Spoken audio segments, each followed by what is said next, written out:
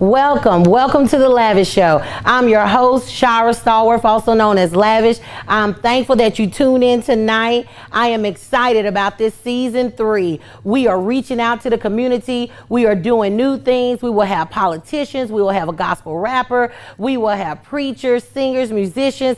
You don't want to miss the Lavish Show. On today's show, we have a phenomenal guest, a man in the community, a pillar. He goes by the name of Jhai Keeton. We're going to sit back, talk to him, and learn more about who he is and what he's doing for the community. So sit back and enjoy the Lavish Show.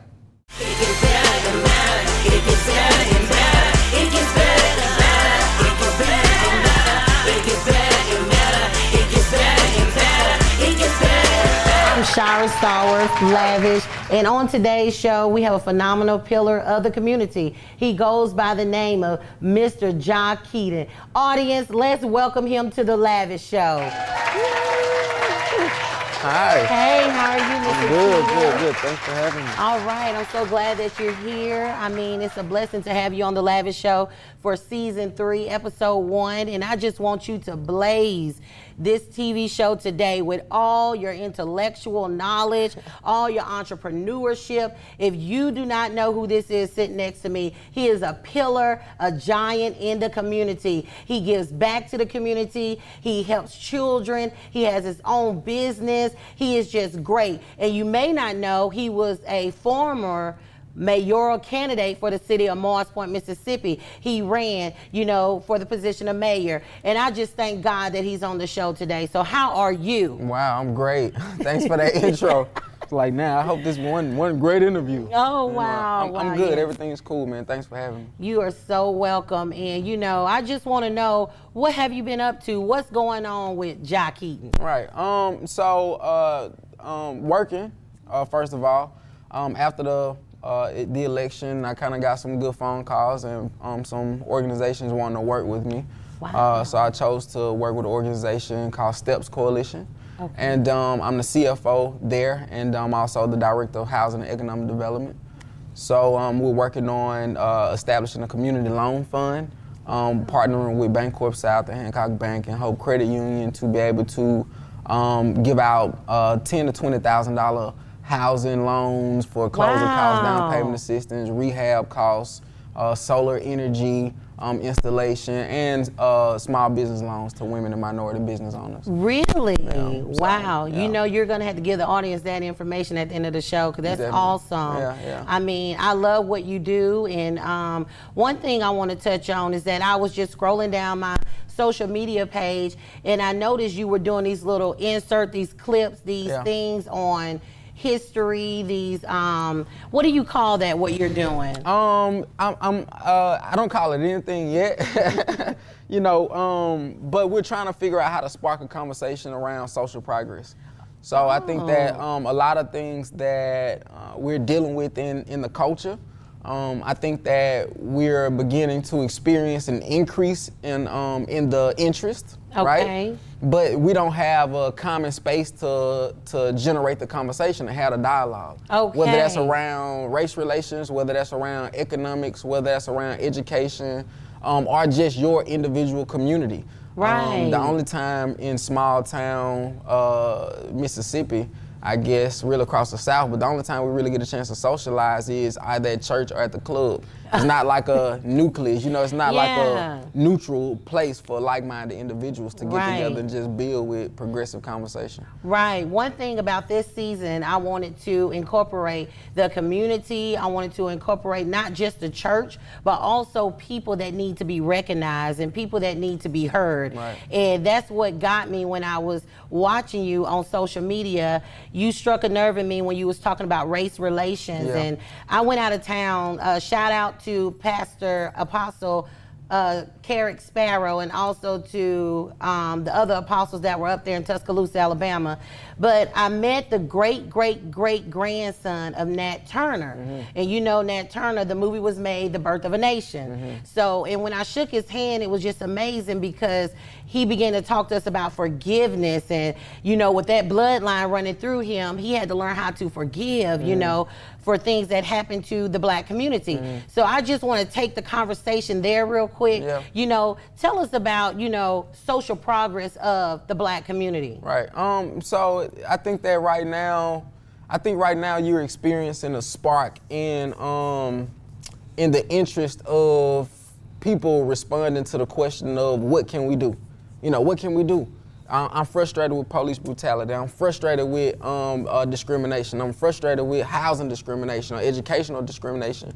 I'm frustrated with our current president, right? Right. Yeah, you know, what can I do? And I think that it's imperative right now that the progressive thinkers in the African American community kind of begin to figure out ways to reach out and bring in these people who otherwise 5 years ago weren't as interested in social progress, or the other word that I try to stay away from is politics, right? Okay. Because our generation hear the word politics and they shut down. They sure do. They just think that it's uncool, they think that it's difficult, it's boring, I don't understand what they're talking about, but everything we do is technically political. That's right. It's just you got to understand how to massage it and how to work it. So I think that right now you're seeing a strong surgence of interest from the African American community in trying to figure out how to be a progressive unit and a progressive culture. And I think that Black Panther had a lot to do with kind of like giving us that visual of what it could look like. Right. So to me, I talk about Wakanda all the time. Like, I'm a citizen of Wakanda. You know, I am. I'm a citizen of Wakanda because Shout out Black Panther. Yeah, Okay. you know, Wow. it showed us what it could look like. Yes, Yeah. I loved it. I loved it when I watched the movie. When you talk about social progress in the Black community, you know, now, you know, we all young and we be on social media. Kanye West had came on social media and he said a comment, and the reason why I'm asking you this because he said something to the effect that slavery was a choice. I'm asking you this because I know you are a very historical person. Right. You like to go in on it, and I just want you to kind of explain that also to the Christian world, the secular world. I just want you to kind of explain what did he mean by saying that, you know? Well, I mean, I think that after, you know, after listening to his whole interview with Charlamagne and even watching the extended clip when he was on TMZ, what he's saying that he meant was that, you know, we're mentally enslaved. And I wouldn't disagree with that, right? But a lot of times when people make arbitrary statements, like his other arbitrary statement that we loved him for was George Bush don't like Black people. That was an arbitrary statement. He didn't follow it up with fact. It shows you how more mature the African American community has become since 2005. Okay. Right? Because now he made an arbitrary statement, slavery was a choice, and everybody was like, no, we need more. Like, what are you talking about, right? So in a moment, you know, when you make an arbitrary statement, you gotta back it up with facts. Right. And he never backed it up with fact, and even in the Charlamagne interview, when Charlamagne kind of made certain factual statements, he didn't have a response, and he didn't disagree, but it let me know that he didn't think about it, right? So then when I watched T.I.'s interview on the Breakfast Club about his interaction with Kanye, and he was asking him, so what you think about Donald Trump and him banning Muslims from coming into America? And Kanye looked at T.I. and was like, what? So T.I. was like, bro, you been in a bubble. That's so right. Kanye spends his time with white elitist conservatives, and ain't nothing wrong with that. But the reality is, you can say something. It's just like the Republicans saying that African Americans should be less dependent on welfare. I agree, but you can't hold me down. You can't put your foot on my throat and tell me, oh, you should be able to get up, right? So by Kanye saying that slavery was a choice, technically, if you're saying that it's a choice to choose life or to choose death over life, then yes, it was a choice, right? It was a choice. But what kind of choice is that? You know what I'm saying? And I've been loving all the memes of people saying, you know, they call him Massa, I ain't coming in today, or, you know, Massa, what plantation I'm gonna work on today. Like, there was no choice in that, you know. And even as for the mental enslavement, yeah, I think that both blacks and whites suffer from what I call post-traumatic slave syndrome. And, you know, even the 70s, kind of, and that's my area of interest, right? It's post-slavery. I don't really talk about slavery, but to me, post-slavery, when you start talking about Reconstruction, the Jim Crow era, during the late 40s through the 60s when African Americans were organized, they were getting it together. Right. They fought for the right to vote, right? And then the institution responded by waging war on the African American community in the 70s. So that's when you get globalization policies. They took the jobs from the United States, moved them overseas. You had 600,000 black men in Detroit, Chicago, Pittsburgh, St. Louis, now unemployed. Then in the 80s, they bring in crack. And it, you know, Woo! Y'all hear that, audience? That's what I'm talking about. I mean, Mr. Jhai Keeton, he didn't make, what's the journal, the business journal that you made?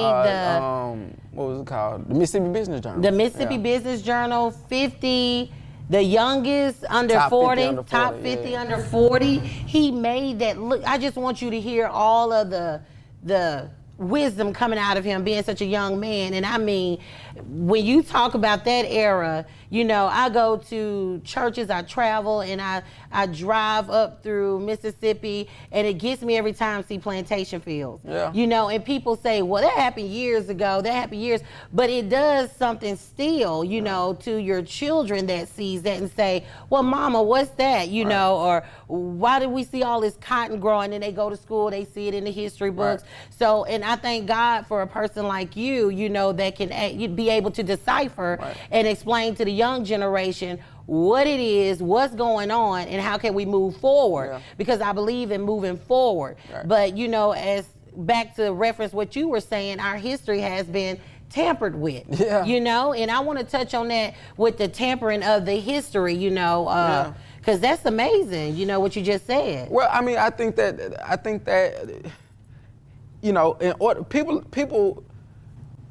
for you to understand how you're here, like how you're in your, how you got in your, in order for you to understand your current situation, you have to understand how you got to your current situation. Right. So we can't talk about the right now without talking about how we got here. Okay. See what I'm saying? Yeah. And what to me, what drew me to history is it's a fascinating storyline. It's fascinating, like it's amazing to just think about the business plan.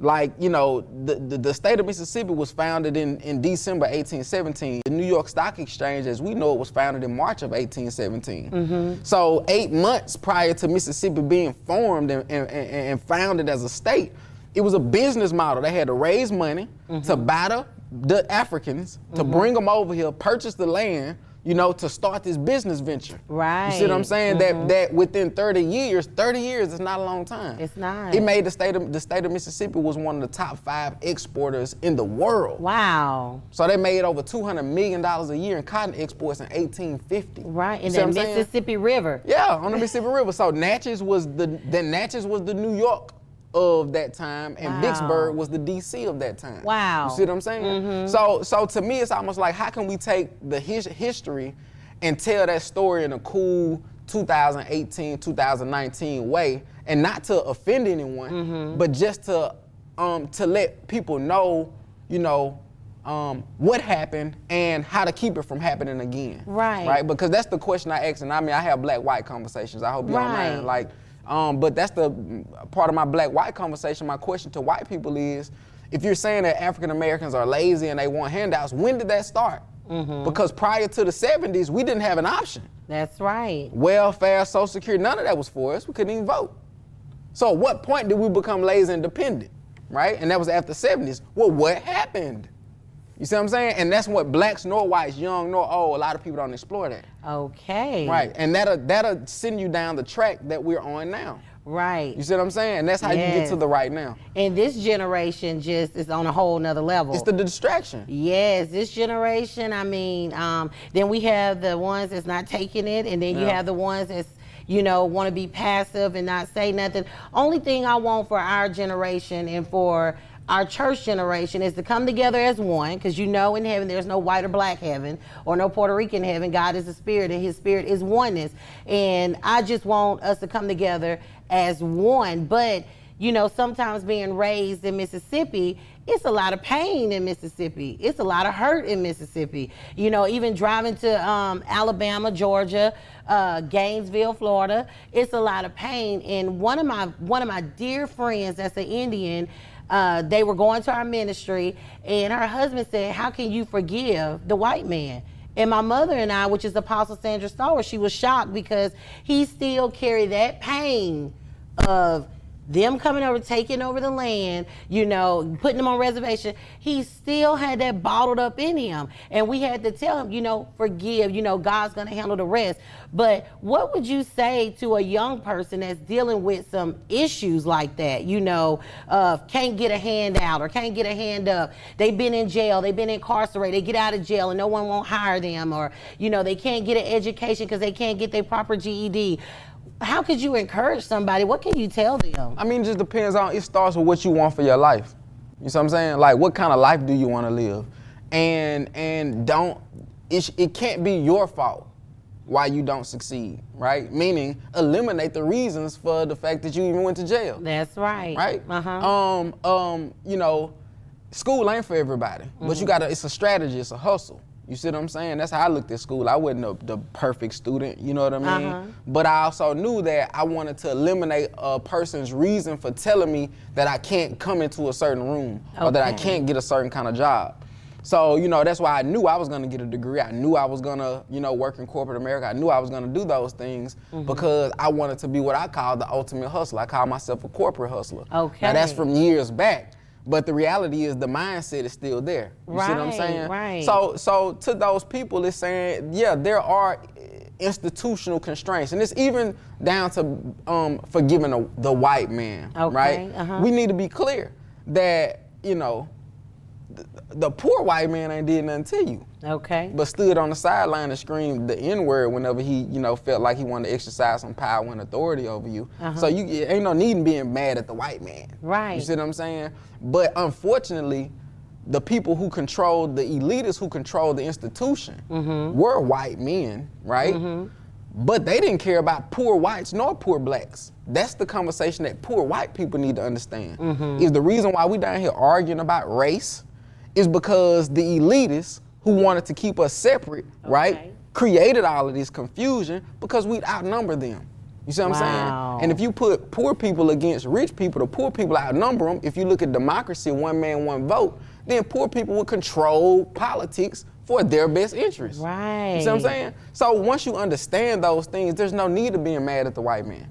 You see what I'm saying? One thing that frustrates, you know, I guess me as an African American about poor white people is when they don't show compassion or understanding towards the conversations of African Americans. Okay. You see what I'm saying? So that's what I would tell that person. At this point, there's no need to being mad at nobody. You see what I'm saying? That's right. Ain't being mad, but understand that politics controls the land, and you know the institution wanted to marginalize African Americans because they knew that they can eventually